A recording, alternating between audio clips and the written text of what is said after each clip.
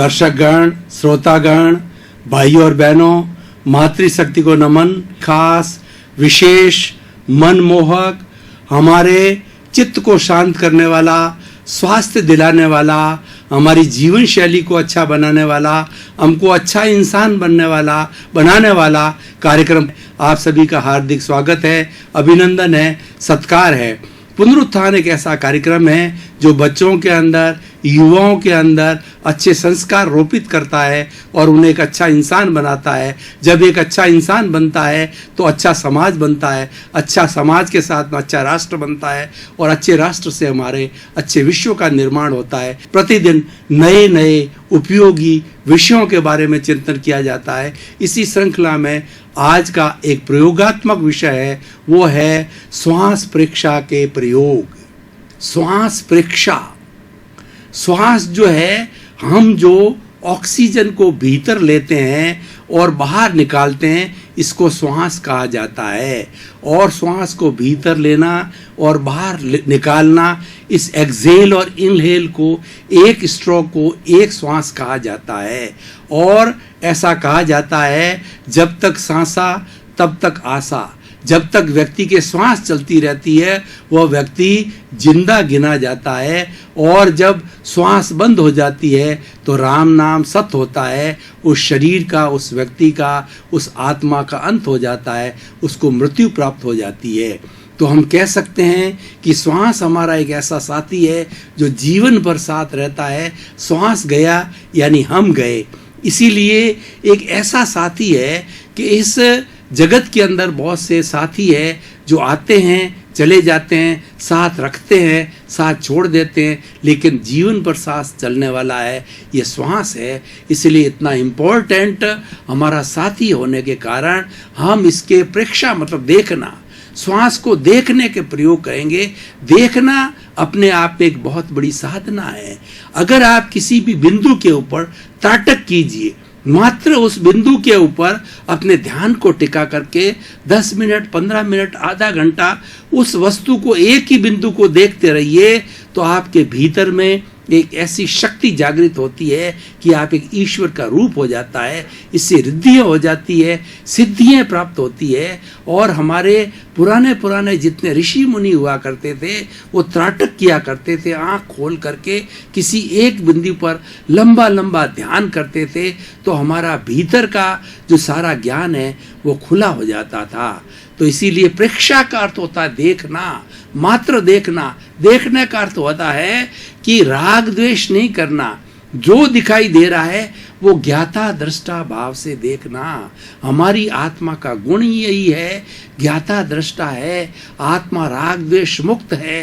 राग द्वेष मुक्त को ज्ञाता दृष्टा कहा जाता है। ज्ञाता मतलब जानने वाला, दृष्टा मतलब देखने वाला। मात्र देखता है और जानता है, उस पर कोई प्रतिक्रिया नहीं करता है।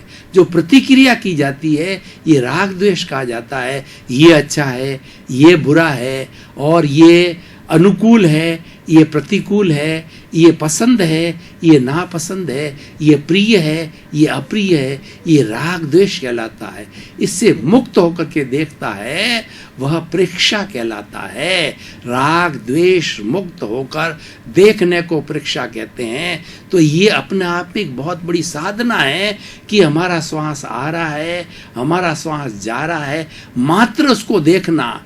1 मिनट, 5 मिनट, 10 मिनट, घंटा पर देखते जाइए, कोई प्रतिक्रिया नहीं कीजिए, तो आप देखिए कि आपके अंदर आनंद की अनुभूति हो रही है, आप में कुछ अच्छाइयाँ आ रही है, आपकी नेगेटिविटी खत्म हो रही है। श्वास परीक्षा से सबसे बड़ा लाभ ये है कि हमारी जितनी नकारात्मक सोच है, जितना हमारी पाप की प्रवृत्तियाँ हैं, हमारी नेगेटिव थिंकिंग है, वह सब समाप्त हो जाती है। उसकी जगह हमारी पॉजिटिव थिंकिंग पैदा हो जाती है। जितनी जितनी पॉजिटिविटी होती है उतनी उतनी प्योरिटी होती है, और जितनी जितनी प्योरिटी बढ़ती है उससे उतनी हमारी शुद्धता होकर के आत्मा मोक्ष की ओर जाती है।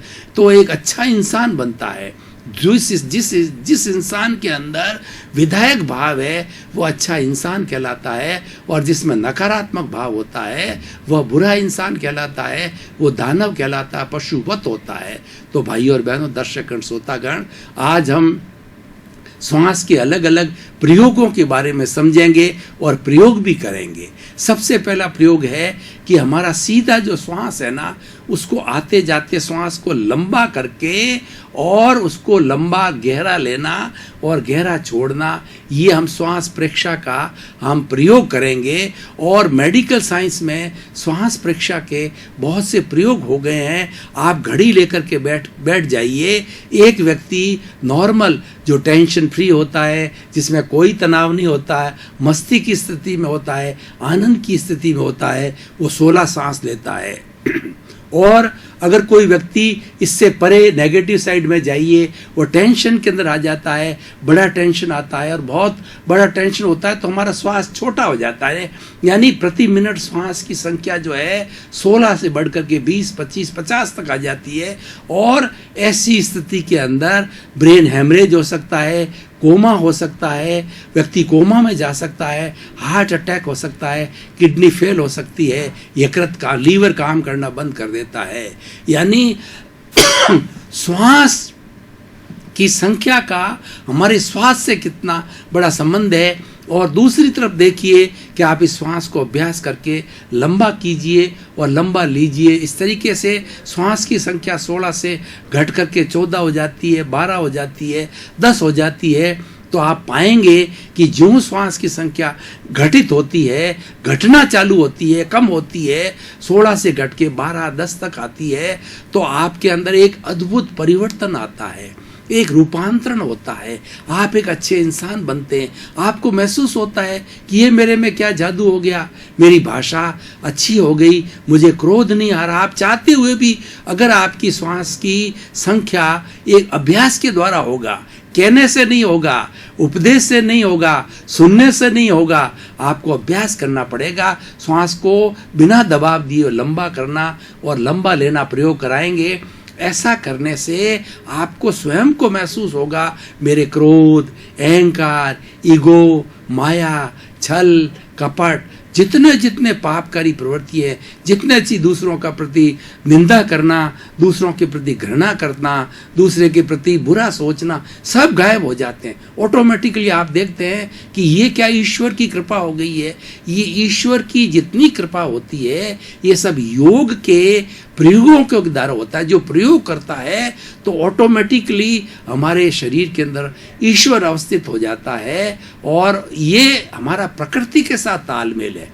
जितना हम योग का जीवन जीते हैं, ये प्रकृति के साथ तालमेल होता है। और प्रकृति के साथ तालमेल होता है तो ईश्वर वहाँ स्वतः उपस्थित हो जाता है, उसका आशीर्वाद मिलता है और हम अच्छे इंसान बन जाते हैं, जगत कल्याण के अंदर लग जाते हैं। खुद को सुख की अनुभूति होती है, दूसरे को सुख देते हैं और किसी को दुख देने की भावना एकदम समाप्त हो जाती है। तो हम इस श्वास प्रेक्षा का एक प्रयोग करते हैं कि मैं आपको निर्देश दूंगा, उस निर्देश के अनुसार आपको ये कार्य करना है। आंखें कोमलता से बंद, रीढ़ की हड्डी सीधी और आराम से उस आसन में बैठ जाइए। 5 मिनट, 10 मिनट जिसके अंदर आप आराम से बैठ सकते हैं। सुखासन, पद्मासन, वज्रासन, जो भी आपको आसन सूट करता है। रीढ़ की हड्डी एंटीना की तरह एकदम सीधी ध्यान की मुद्रा। अब थोड़ा पूरे चित्त को पूरे शरीर में घुमाइए, अनुभव कीजिए, सुझाव दीजिए, पूरा शरीर शिथिल हो जाए। अनुभव कीजिए शरीर की एक एक कोशिका में कोई अकड़न नहीं, कोई जकड़न नहीं, कोई तनाव नहीं, कोई स्ट्रेस नहीं, कोई स्ट्रेन नहीं। चारों तरफ आनंद ही आनंद, सुख ही सुख। पूरा शरीर रुई की भांति हल्का हो गया है। अब श्वास प्रेक्षा करनी है। दोनों नथुने जहाँ आप श्वास लेते हैं, चित्त को केंद्रित कीजिए। अब श्वास लेते समय पेट फूलना चाहिए और श्वास के निकलने के साथ में पेट सिकुड़ना चाहिए। थोड़ा सा अभ्यास करके धीरे से इसको फूलने के पेट को यानी श्वास को लंबा कीजिए।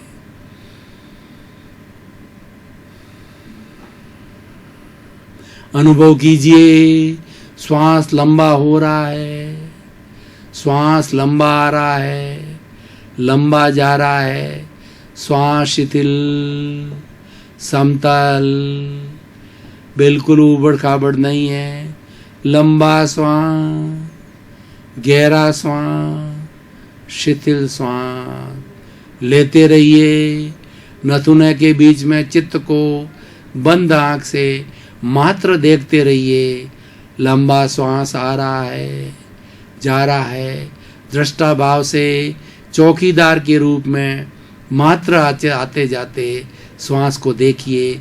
जितनी आपकी श्रद्धा हो, 1 मिनट 2 मिनट, कोई प्रतिक्रिया नहीं करनी है। मात्र एक ज्ञाता दृष्टा रूप में, दर्शक के रूप में आते जाते श्वास को देखना है।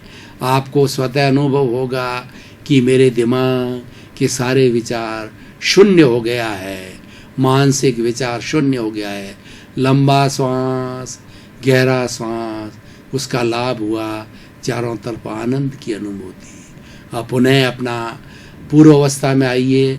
दर्शकगण, श्रोतागण, हमने विभिन्न प्रयोग किए योग के, और प्रयोग करने से हमें थोड़ी सी थकान की अनुभूति हो रही है। हमने थोड़े समय का ब्रेक लिया और तरोताज़ा महसूस कर रहे हैं, और उस तरोताजगी के साथ में हमारे निर्धारित विषय के ऊपर पुनः विवेचना प्रारंभ करते हैं। तो भाइयों और बहनों, दर्शकगण, श्रोतागण, ये श्वास परीक्षा का डेमो दिया मैंने।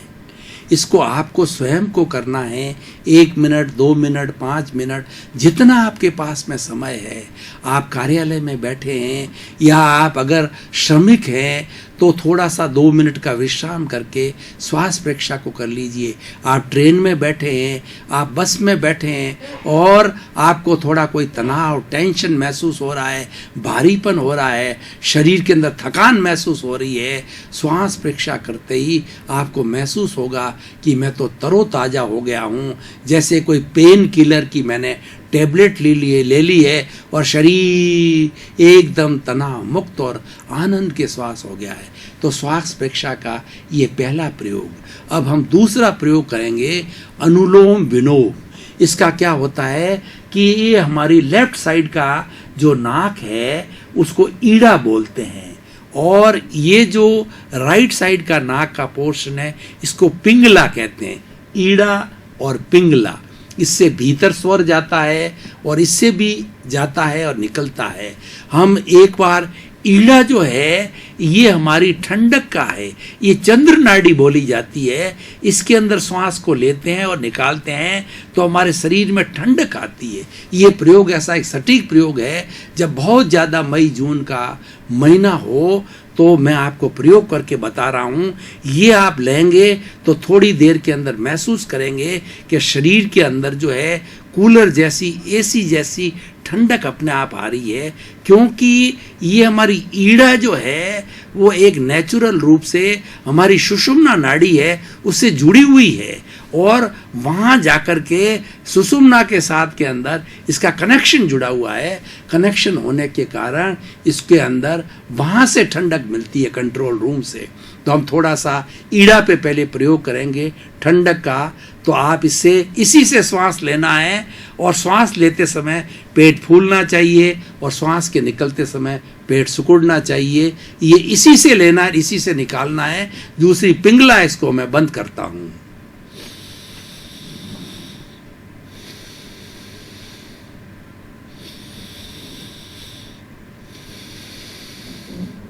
लंबा सांस लीजिए और लंबा निकालिए। लंबा का अर्थ यह है कि दबाव नहीं देना है। पेट को फुला करके श्वास को भरिए, पेट को सिकुड़ने के साथ श्वास को निकालिए। ये आप 10 बार, 20 बार, 50 बार, 100 बार करेंगे तो आपको महसूस होगा कि शरीर में ठंडक आ गई है। अब हम पिंगला की बात करते हैं कि पिंगला नाड़ी से, हमारी पिंगला से अगर हम श्वास लेते हैं, निकालते हैं, इसको सूर्य नाड़ी कहा जाता है। इससे गर्मी आती है। अगर मान लो दिसंबर जनवरी का महीना हो और आपको ठंड महसूस हो रही हो तो इसके द्वारा जो श्वास को लेना और निकालना आप धौंकनी की तरह तेज रफ्तार से भी ले सकते हैं। तो आपको महसूस होगा कि मेरे शरीर के अंदर इतनी गर्मी आ गई है, जो कि तपने के साथ आती है, हीटर के साथ आती है, या जो है चूल्हे के साथ आती है, वैसी गर्मी आपको महसूस होने लगी। तो अभी हम पिंगला का प्रयोग करते हैं।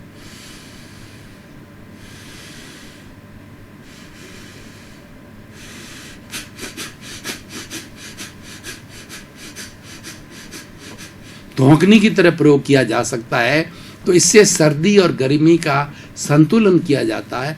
अब हम इसका संतुलित रूप देते हैं अनुलोम विलोम, यानी एक बार सांस इधर से लिया और पिंगला से निकाला, फिर पिंगला से लिया और ईड़ा से निकाला। इसको अनुलोम विलोम कहा जाता है। अनुलोम विलोम लंबे समय तक गहरे सांस के साथ पेट के फूलने के श्वास को भरना और पेट के सिकुड़ने के साथ सांस को निकालना, विधिवत इस क्रिया से करेंगे लंबे समय तक, प्रतिदिन करेंगे। अनुलोम विलोम करने से हमारा मानसिक शांति प्राप्त होती है। आज का युग तनाव का युग है, सारे तरह के तनाव गायब हो जाते हैं। चाहे आप दुकान में बैठे हैं, चाहे आप ऑफिस में बैठे हैं, चाहे बड़े अफसर हैं, चाहे ट्रेन में हैं, चाहे फ्लाइट में हैं, चाहे बस में हैं, यह प्रयोग कहीं भी किया जा सकता है। इस योग के प्रयोगों के लिए मात्र एक कंडीशन है, आपका पेट हल्का होना चाहिए। यानी भोजन की करते ही तुरंत ये प्रयोग नहीं करने चाहिए।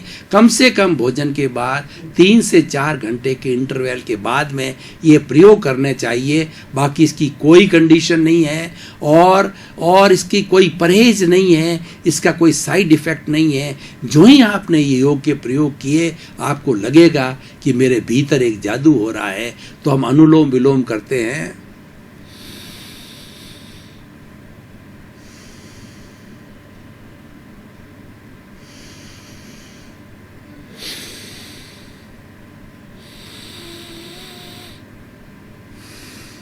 ईड़ा से लिया, पिंगला से निकाला, लंबा लिया, गहरा लिया, इस तरीके से इसको अनुलोम विलोम किया जाता है। ये प्रतिदिन करना चाहिए। प्रातः काल करना और भी अच्छा होता है। प्रातः काल के अंदर शुद्ध ऑक्सीजन हमको प्राप्त होती है, बहुत लाभकारी होता है। और एक हमारी होती है कपालभाति। कपालभाति में क्या होता है कि हम धौंकने की तरह श्वास को जल्दी लेते हैं और जल्दी आवाज़ के साथ निकालते हैं। तो हमारे भीतर श्वास का जो प्रवाह है, ऑक्सीजन है भीतर, परसेंटेज ज़्यादा जाती है। और हमारे फेफड़ों के अंदर जब ये प्राण वायु ऑक्सीजन जाती है, तो फेफड़ों के अंदर हार्ट से अशुद्ध खून आता है, उसका शीघ्र रफ्तार से शुद्धिकरण होता है, पुनः जो हार्ट के साथ मिलता है। यानी ऑक्सीजन, हीमोग्लोबिन पैदा होता है। ऑक्सीजन की मात्रा जाने से हमारे खून के अंदर शुद्धि होती है और हीमोग्लोबिन जो है अधिक होता है। हीमोग्लोबिन एनर्जी का सूचक है। जिसका हीमोग्लोबिन कम हो जाता है, यानी ऑक्सीजन की मात्रा ब्लड में कम हो जाती है, वह आदमी धीरे धीरे शिथिल हो जाता है, वीक हो जाता है, उसकी शक्ति घट जाती है। तो इसीलिए ये हम थोड़ा भस्त्रिका का प्रयोग करते हैं। उसके अंदर जब हम सांस लें, जोर से लेंगे, तो हमारे कपालभाति का प्रयोग करते हैं, तो हमारा आराम से पेट फूलना चाहिए और पेट जो है सिकुड़ना चाहिए।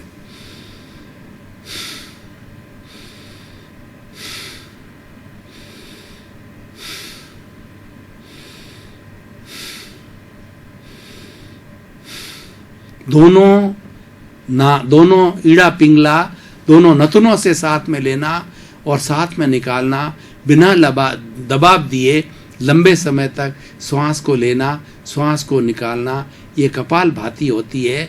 और इसको हम तेज रफ्तार से लेते हैं तो वो भस्त्रिका कहलाती है।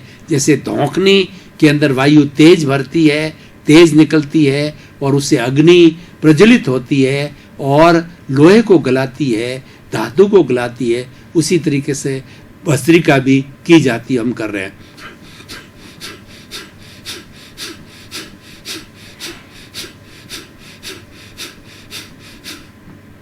ये प्रयोग दिखने में बहुत छोटे हैं, लेकिन इसके गुण हैं बहुत बड़े हैं।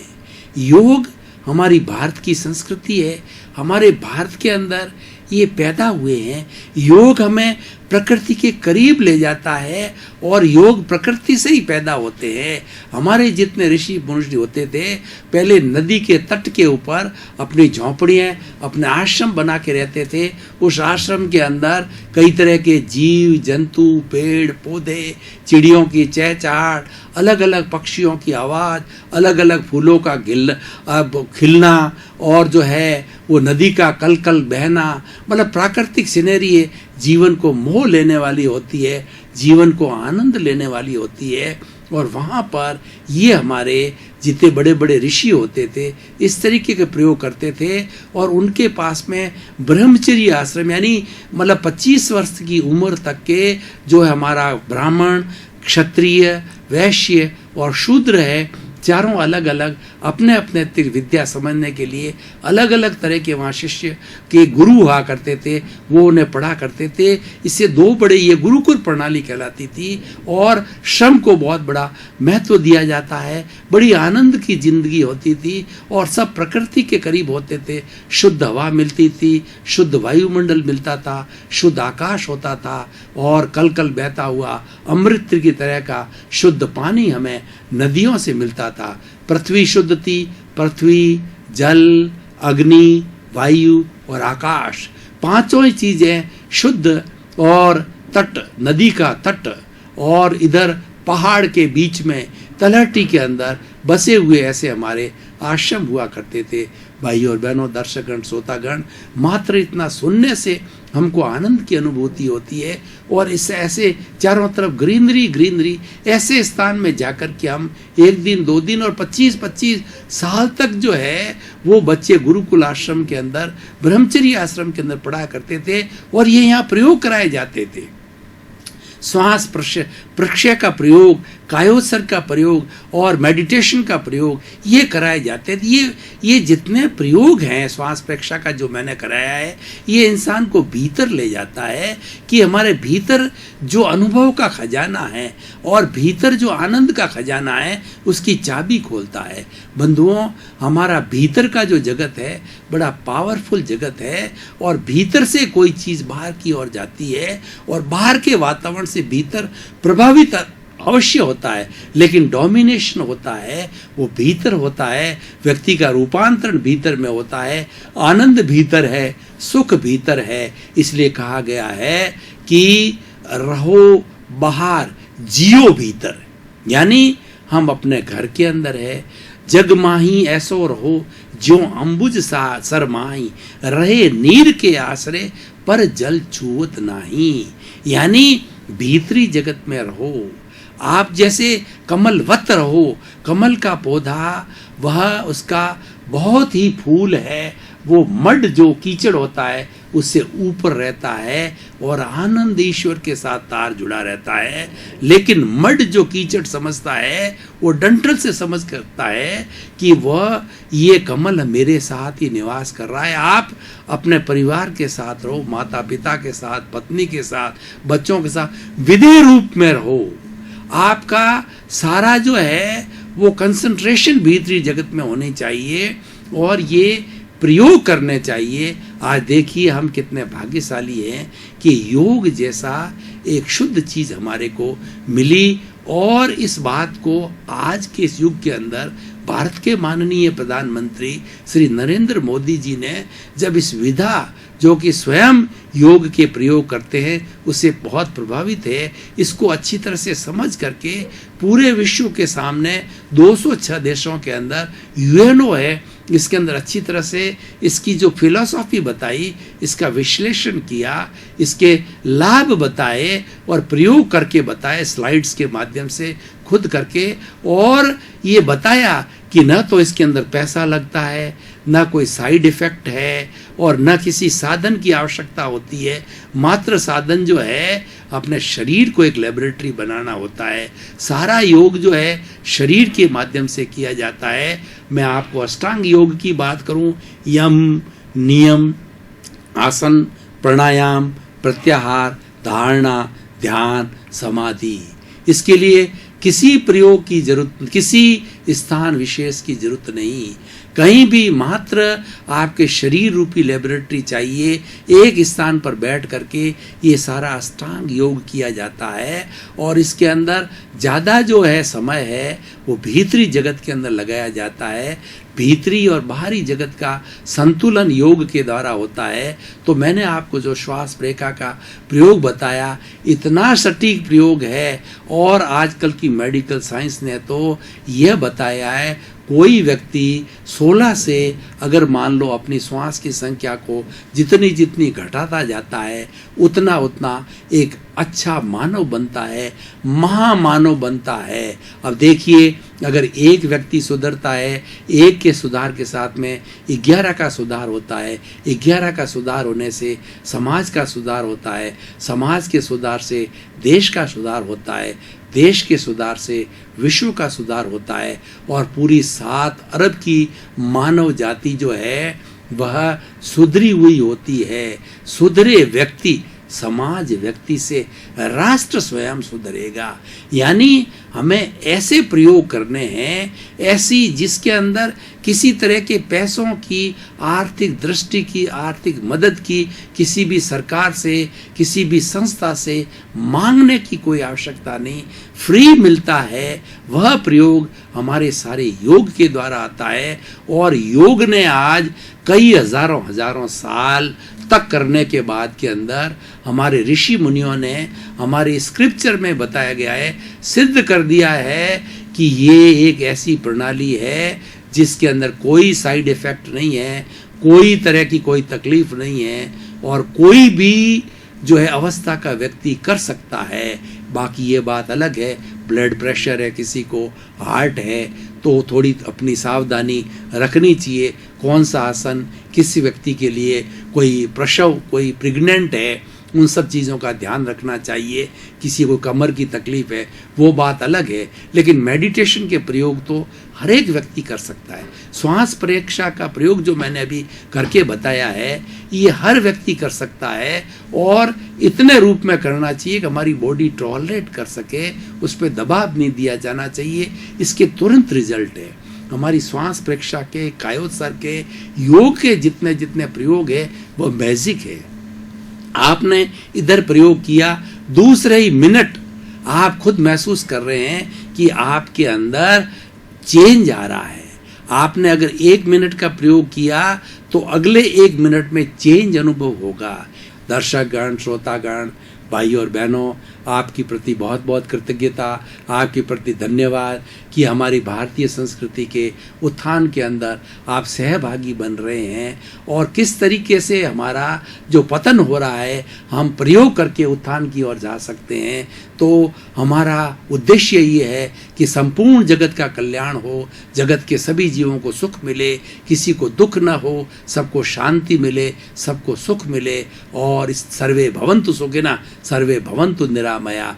आपका जीवन आनंदमय हो, मंगलमय हो, शुभमय हो और आप खूब उन्नति करते रहें योग के माध्यम से। हमारी इस पुनरुत्थान कार्यक्रम की चैनल 24+ न्यूज़ की तरफ से आपको बहुत बहुत शुभकामनाएं।